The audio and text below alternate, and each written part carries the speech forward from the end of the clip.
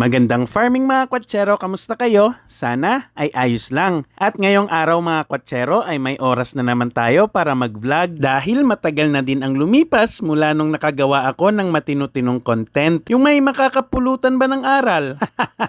Alam nyo naman dito sa social media mga kwatsero, no? Pagkalokohan, viral, pero pag matino, hindi magba-viral. Pero sige lang.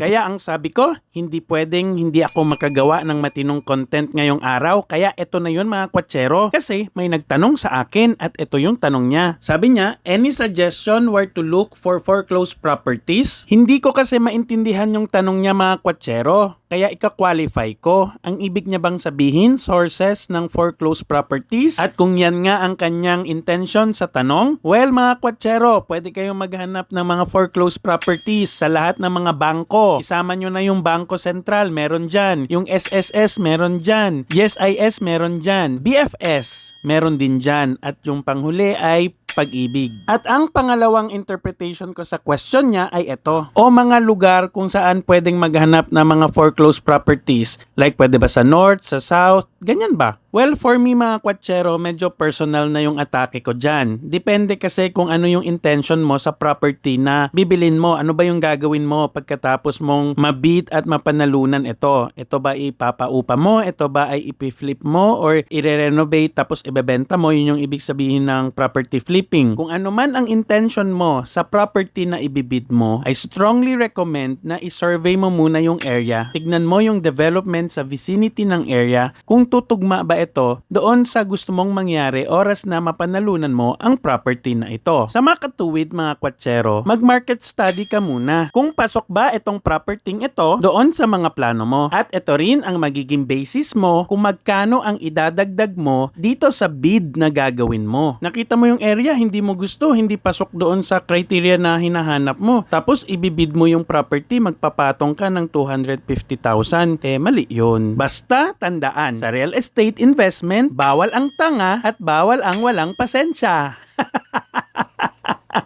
Hey! Sana naging malinaw. Kung malabo man, aba, bahala na kayo dyan sa comment section. At hanggang dito na lang mga kwatsero. Maraming salamat sa inyong mga suporta. Proud taga Bukid. Bye-bye!